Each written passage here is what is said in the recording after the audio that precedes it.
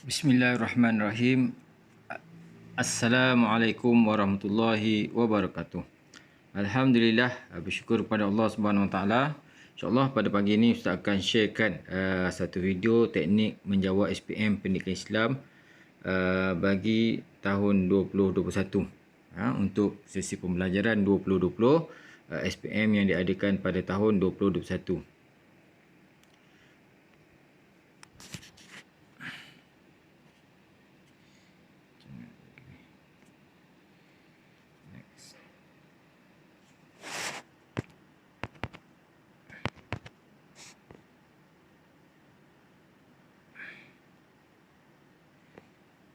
Okey. Mengapa perlu teknik menjawab SPM? Tujuan dia supaya calon nanti dapat menjawab soalan kebat dengan betul, tepat dan betul. Maknanya soalan kebat nanti pelajar akan jawab dengan kehendak yang yang diminta oleh Lembaga Peperiksaan Malaysia. Jawapan pelajar juga semua orang boleh jawab, tapi jawapan tersebut mesti tepat dengan betul. Kalau jawapan awak jawab semua soalan awak jawab, tengok kertas penuh, tapi jawapan awak tak tepat, jadi patutnya markah tersebut boleh dapat 4 markah, kemungkinan cuma dapat 2 markah, 3 markah, 1 markah ataupun tak dapat markah. Jadi tujuan dia ialah supaya mendapat markah bagi setiap jawapan yang diberikan. Seterusnya, tahu cara menjawab setiap bentuk soalan yang dikemukakan. Jadi kat situ nanti kita boleh pecahkan apa yang kita akan bincangkan tentang kalau soalan tu tanya nyatakan, soalan tu tulis jelaskan, soalan minta terangkan, berikan hujah dan sebagainya. Jadi kita tahu dah kalau soalan macam ni bentuk jawapan dia macam mana. Seterusnya boleh menyusun setiap jawapan anda. Jadi setiap calon dia akan menyusun soalan dia. Tujuan dia apa? Supaya pemeriksa senang memeriksa, membaca, memahami jawapan calon. Bila dah senang memeriksa, senang baca, senang faham, jadi senang kita nak tanda dan senang kita nak beri markah. Okey. Seterusnya kita tengok kepada format soalan kertas 1. Okey, kertas 1 apa nombor dia? Nombor dia ialah 1223/1. Okey. Dalam kertas soalan kertas 1 ni, dia mengandungi soalan objektif 20 markah. Ada 20 soalan objektif. Isi tempat kosong A, B, C. Okey, jadi untuk 20 ni A biasanya A ni dia ada 5 jawapan, B ada 5 jawapan, C 5 jawapan, D 5 jawapan. Kebiasaan, tapi tak semestinya. Sebab pernah berlaku tahun lepas jawapan tersebut jawapan di C ke B melebihi daripada yang lain. Jadi ada pelajar yang dah tak tahu nak jawab. Jadi kat situ apa dia buat? Pelajar tersebut dia tanda semua A. 20 soalan tu dia tanda A. Jadi dalam 20 yang dia tanda A, dia dapat 4 markah. Sebab jawapan yang ada yang tanda semua B. B. Jadi pelajar yang tanda B tersebut dia dapat 6 markah. Sebab kebetulan pula dekat B. Tu lebih sikit daripada yang A tu. Jadi kat situ kita boleh tengok Jadi 20 soalan isi tempat kosong objektif. Seterusnya isi tempat kosong ITK, isi tempat kosong 20 markah. Okey, isi tempat kosong contohnya dia letak syirik jali apa dia kan. Kita isi tempat kosong tersebut. Kemudian kita ada soalan subjektif iaitu 4 soalan. 4 soalan subjektif, setiap soalan 20 markah. Cumanya soalan 3 dengan 4 kena pilih. Soalan 3 dengan 4 kena pilih. Apa soalan 3 dengan 4 ni? Okey, soalan 1 dia apa untuk subjektif ni? Okey, untuk subjektif, soalan 1 dia ialah soalan bahagian akidah. 20 markah. Bahagian B ialah soalan ibadah ataupun fiqh. Soalan soalan 1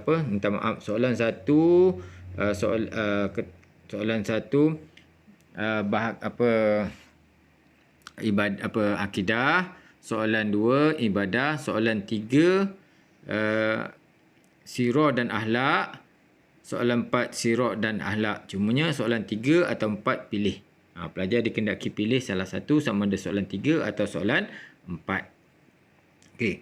Bila sebut tentang kertas 1, calon kena tahu apa bidang dia. Kertas 1, bidang yang ditaksir ataupun bidang yang disoal ialah bahagian akidah, bahagian ibadah, bahagian sirah, bahagian akhlak. Jadi bila tengok dalam jadual SPM untuk kertas 1, calon hanya baca 4 bidang ni. Sebab kalau kita buka buku teks, dalam buku teks tersebut bidang yang mula-mula ialah bidang Al-Quran. Kemudian bidang hadis. Jadi pelajar tinggalkan 2 ni. Yang itu untuk soalan kertas 2. Okey, format soalan kertas 2. Kertas 2 cuma 2 bidang saja yang besar. Apa dia? Iaitu bidang ayat Al-Quran, bidang hadis kefahaman, hadis kefahaman. Lepas tu masih lagi bidang Al-Quran iaitu hafazan, tajwid dan kita satu lagi iaitu jawi. Berapa markah untuk ayat kefahaman? Okey. Ayat kefahaman markah dia antara 44 hingga 46. Kenapa macam tu? Okey. Kita pecahkan. Dalam kertas 2, 1, 2, 2, 3 stroke 2 ni, kertas 2 ni, dia ada 5 soalan. 5 soalan. Soalan 1 merangkumi, dia pecah pula 2, 1A, 1B. 1A iaitu ayat kefahaman, 1B hadis kefahaman. Biasanya 10 markah untuk ayat kefahaman, 10 markah untuk hadis kefahaman untuk soalan 1. Soalan 2, sama juga ayat kefahaman, hadis kefahaman. Sama juga 10 untuk ayat kefahaman, 10 untuk hadis kefahaman. Soalan 3. Soalan 3 dia ada ayat kefahaman, hadis kefahaman, dia dah masuk kat situ ada hafazan ataupun jawi. Kat situ soalan 4 cuma ayat kefahaman tapi tak ada hadis kefahaman. Hadis kefahaman sampai soalan 3 je. Soalan 4 ayat kefahaman, lepas tu tajwid, jawi, hafazan. Soalan 5 pun macam tu, lebih kurang. Jadi penumpuan kita kat situ ialah kita tengok banyak ayat kefahaman dengan hadis kefahaman. Hafazan calon kena hafal ayat-ayat yang kita belajar daripada tingkatan 4 hinggalah tingkatan 5. Okey, seterusnya. Baik, kita terus tengok kata tugas. Ini biasanya untuk kertas 2. Kata tugas ini bila soalan calon boleh rujuk pada revisi gemilang ataupun boleh rujuk pada nota tudingan.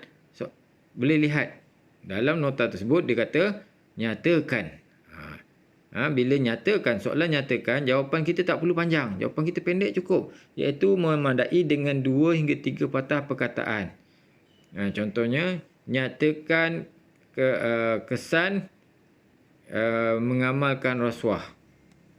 Nyatakan kesan mengamalkan rasuah. Ataupun nyatakan keburukan rasuah. Pendek je. Jadi jawapan pun dibenci masyarakat. Jiwa tidak tenang. Dah cukup. Jiwa tidak tenang. Hanya 2 hingga 3 patah perkataan.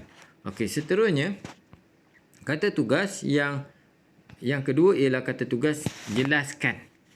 Okey, untuk soalan jelaskan, dia perlu 4 hingga 5 patah perkataan. Dia agak panjang sedikit. Iaitu contohnya soalan yang sama juga. Jawapan dia, dirinya dibenci oleh masyarakat.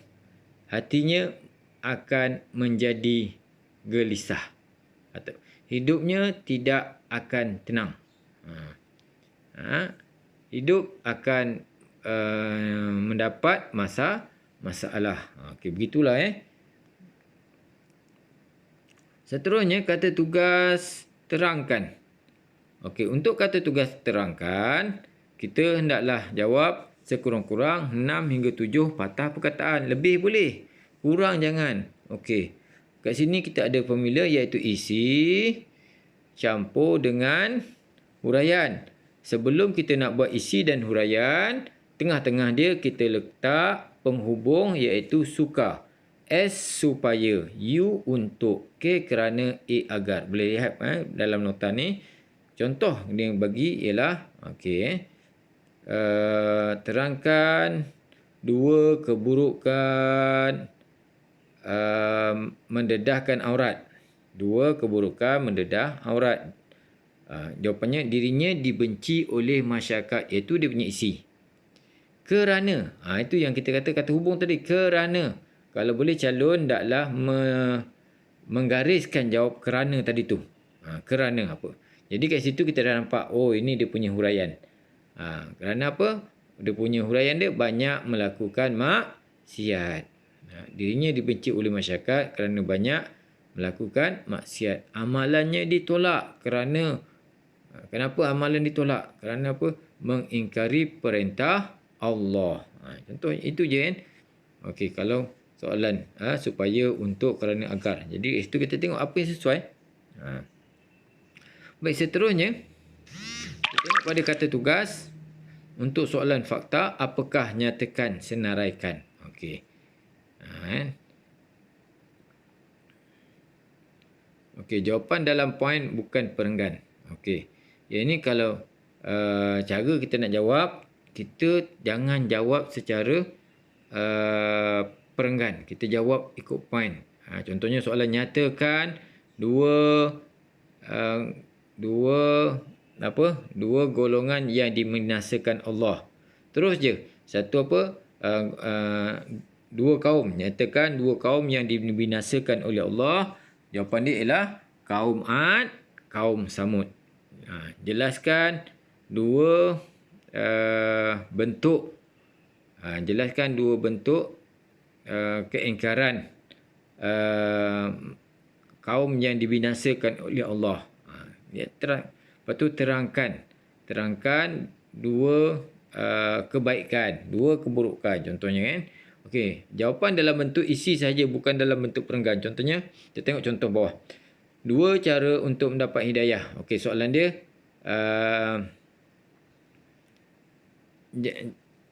soalan dia kalau katakan nyatakan dua cara untuk mendapat hidayah Allah. Jadi pelajar jangan menjawab dalam bentuk perenggan. Jadi dia kena buat poin. Sebelum buat poin, dia kena letak ni kepala jawapan. Ini kita panggil kepala jawapan. Dua cara untuk mendapat hidayah Allah. Dua golongan yang dibinasakan Allah.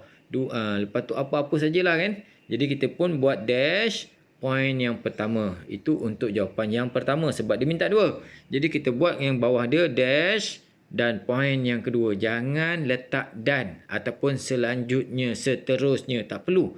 Kita nak tunjukkan jawapan kita ada dua. Kalau kita buat dalam bentuk jawab perenggan, kita khawatir pemeriksa ni dia tak perasan. Dia baca-baca dah penat, dah sampai pukul 12 malam nanda kertas, tambah pula tahun depan lagi teruk. Maknanya penanda tersebut menjawab pada hari persekolahan. Kalau sebelum-sebelum ni yang menanda kertas plat calon, dia tanda ketika waktu cuti. Waktu cuti tu ialah mungkinlah dia boleh bersabarlah, dia tak pergi bercuti. Kawan-kawan lain, guru-guru lain bercuti, dia duduklah kat rumah menanda sampailah habis. Yang ini pagi dia pergi sekolah mengajar macam biasa, malam dia menanda. Jadi kita takut kepenatan tadi tu sehingga tak perasan. Jadi tolong jawab dalam bentuk poin. Jelaskan dua sebab berlakunya sihir. Contoh jawapan. Jelaskan dua sebab berlakunya sihir. Contoh jawapan. Dua sebab berlakunya sihir dash iman yang lemah. Yang kedua, terpengaruh dengan persekitaran ataupun terpengaruh dengan rakan. Jadi kalau yang ni persekitaran ni umum, tak nak. Kita tambah sikit. Terpengaruh dengan persekitaran yang yang tidak baik. Begitu je. Terpengaruh dengan rakan yang tidak baik. Kita tambah situ. Persekitaran umum. Bentuk soalan kebat. Okey, seterusnya kita beralih kepada soalan kebat. Jawapan mesti dalam perenggan. Okey, yang ini baru dalam perenggan. Kita macam mana kita nak tahu soalan tu kebat? Biasanya soalan kebat ada kata kat situ, terangkan, mengapakah, bagaimanakah, berikan hujah, pendapat, ramalkan, cadangkan, huraikan. Yang satu. Yang keduanya, dia ada bagi stimulus, dia ada bagi perangsang ke atas dia. Rangsangan, bahan rangsangan, mungkin gambar, mungkin petikan kata-kata, mungkin petikan hadis dan sebagainya. Jadi kat situ dia akan minta kita punya idea. Okey, seterusnya. Tumpu kepada soalan untuk menjawab kaedah menjawab soalan minta pengajaran. Kalau dia minta pengajaran, pengajaran ni dua je, sama ada ayat Al-Quran atau hadis. Hadis kefahaman ataupun ayat kefahaman, ada pengajaran. Jadi kita gunakan kaedah pikah. P-I-K-A-H. P ialah pendahuluan, I ialah isi, K tu kata hubung, K-A kata hubung, H tu ialah huraian. Kalau saya biasa saya panggil P. P-I-H. Ini dia pikah. Ikutlah. Nak sebut pikah boleh, pih boleh. Okey, pendahuluan, isi dengan huraian. Contoh. Kita tengok bawah. Mulakan dengan kita hendaklah. Kita mestilah. Calon mesti menjawab dengan meletakkan kita hendaklah, kita mestilah. Ataupun sebagai umat Islam, kita hendaklah. Sebagai umat Islam, kita mestilah. Sebagai pelajar Islam, itu lebih baik. Okey, ambil maklumat daripada penyataan soalan untuk jadi isi jawapan jika ada. Okey, biasanya bila untuk soalan pengajaran, kita baca hadis tersebut, kita baca ayat Al-Quran, kita tengok apa yang nak disampaikan. Contohnya ayat hadis tentang masa. Hadis tentang masa, jadi pengajaran mesti tentang masa. Jangan buang masa. Jangan bertangguh. Okey, kalau berkenaan dengan masa. Kalau hadis berkenaan dengan hadis kita ada 4 je kan. Berkenaan dengan masa, manusia kat dunia ni adalah ibarat perantau kan. Kalau kita tengok yang tu. Jadi kita boleh ambil ataupun kekasih Allah. Orang yang beriman itu kekasih Allah. Okey, jadi kita kena ambil pengajaran kat situ. Jangan mengingkari Allah atau bermusuh dengan Allah. Contoh, kita boleh buat. Jadi kat situ dia kata, kita hendaklah sentiasa membaca dan menghayati Al-Quran. Ini kita tengok tentang mujizat Al-Quran tu. Okey, ayat kefahaman. Okey, kita hendaklah sentiasa membaca dan menghayati Al-Quran. Lepas tu kita letak kata hubung dia apa? Supaya. Pelajar kalau boleh sama juga. Kita gariskan bawah supaya tu. Ataupun sampai dia punya huraian kita gariskan semua tak apa. Supaya hidup diberkati Allah. Pendek pun tak apa. Yang penting ada pendahuluan, ada isi, ada kata hubung dan ada huraian dia. Okey, kita tengok contoh jawapan yang kedua. Kita hendaklah berusaha mencari hidayah Allah. Okey, itu dia punya isi. Kata hubung dia apa? Supaya. Huraian dia? Selamat dunia dan akhirat. Okey, saya harap pelajar boleh boleh mempraktikkan jawapan tersebut. Okey, boleh buat dalam modul gemilang ataupun boleh buat dalam revisi gemilang ataupun pelajar boleh buat dalam apa-apa modul yang ada. Contoh-contoh huraian. Okey, kita dah blank ni. Tengah jawab. Masa sekarang boleh lah kan. Tapi nanti blank. Okey, contoh-contoh huraian yang boleh kita buat untuk soalan terangkan dan pengajaran ayat atau hadis. Kerana mentaati perintah Allah. Kerana melakukan apa yang disuruh. Kalau positif. Akan dipandang mulia, disukai masyarakat. Ni yang positif. Supaya bahagia dunia dan akhirat. Untuk mendapat keredaannya. Agar diberkati Allah. Supaya dimasukkan ke syurga. Agar mendapat pahala. Supaya jiwa tenang aman. Ataupun tidak resah gelisah. Okey, contoh dia. Seterusnya. Okey, yang ini kita untuk soalan yang agak umum. Okey, soalan umum Okey, apakah kalau katakan soalan tersebut kata tugas dia faktor punca sebab benda yang negatif. Kenapa buat? Contohnya perkara khurafat dalam bab akidah. Dalam bab akidah, jawapannya mudah je. Kita tengok IKT. kenapa orang buat kurafat? Kenapa terpengaruh dengan amalan kurafat? Kenapa umat Islam masih lagi melakukan amalan kurafat? Jawapan mudah je, iaitu yang pertama iman. Apa yang iman dia? Iman dia lemah. Iman dia goyang dan sebagainya. Okey, kurang kefahaman. Kurang kefahaman agama. Terpengaruh. Terpengaruh dengan persekitaran, terpengaruh dengan hasutan syaitan, terpengaruh dengan rakan yang tidak baik dan sebagainya lah. Okey, kalau kebaikan, kelebihan, hikmah, kesan baik, faedah, apa yang anda dapat kalau buat perkara tersebut? Okey, contohnya apa?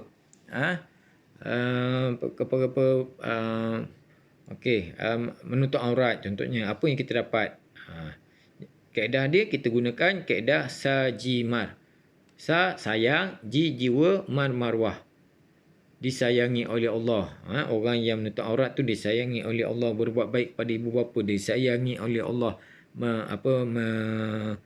Tajuk orang yang beriman kekasih Allah, maknanya kita berbuat baik kepada ataupun melakukan qiyamul lail, disayangi oleh Allah, jiwa tenang, maruah dipandang tinggi.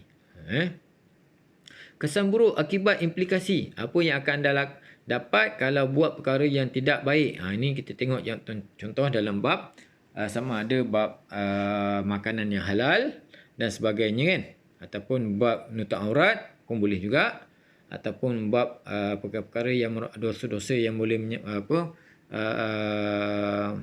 merosakkan iman dan sebagainya kan. Kita buat kaedah dia benjimar untuk mudah kita hafal. Ben benci, jiwa, marwah dibenci oleh Allah.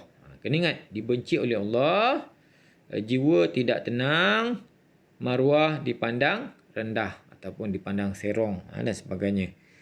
Okey, seterusnya kita lihat kebaikan, kelebihan, hikmah, kepentingan kepada masyarakat. Okey, ini untuk masyarakat pula. Yang tadi tu untuk diri sendiri kan. Okey.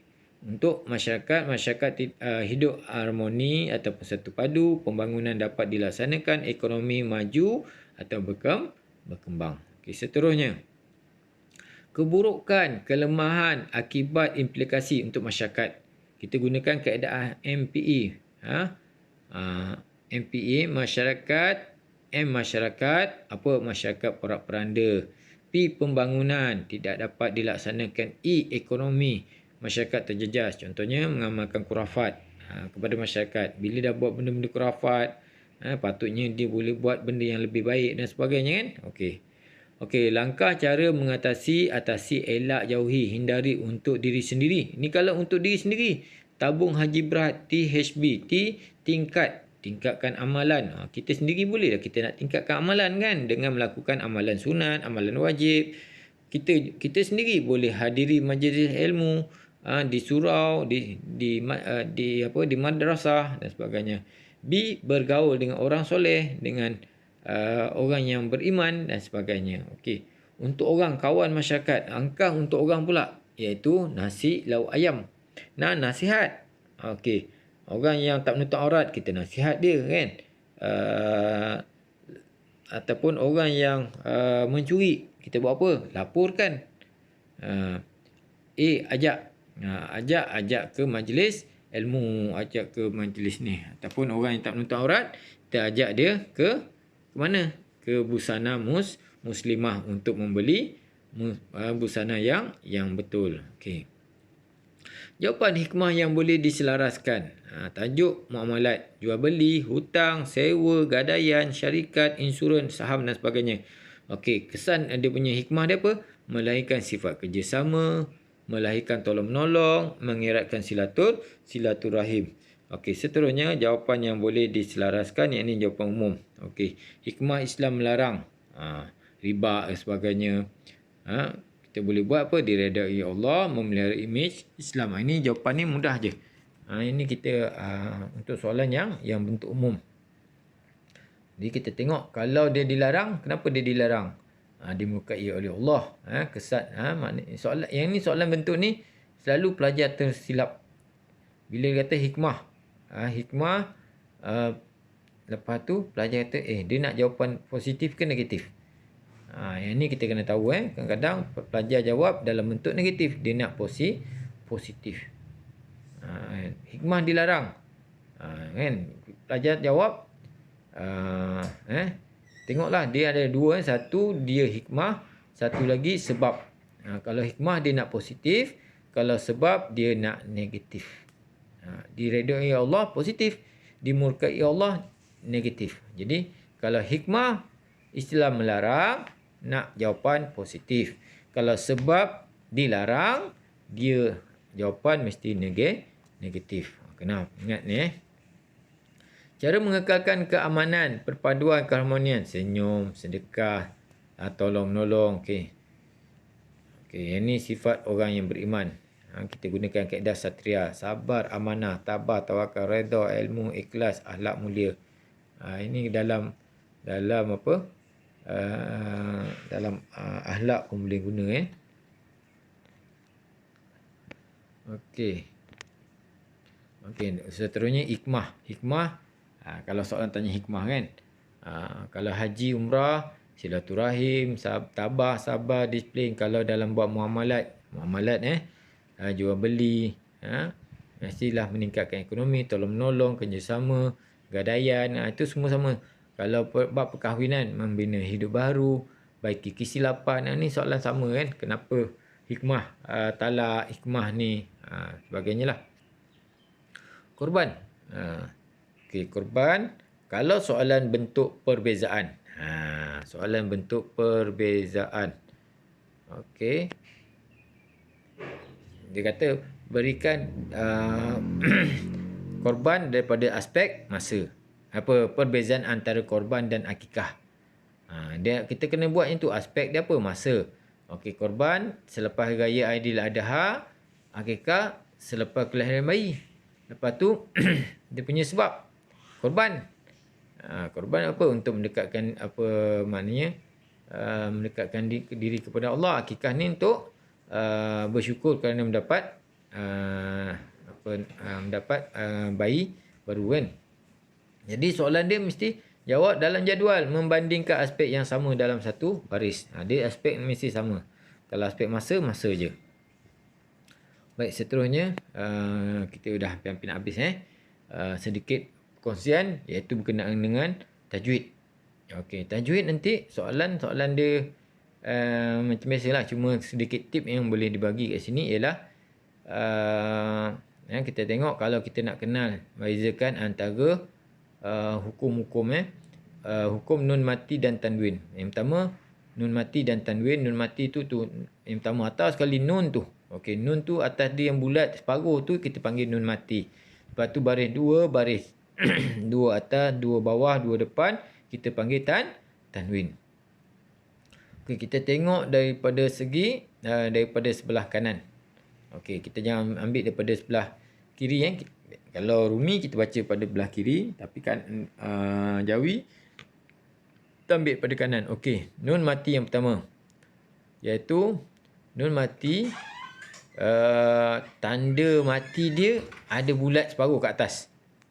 Lepas tu tanwin dia, tanwin dia tanda dua atas, dua bawah dengan tanda saya besarkanlah sikitlah.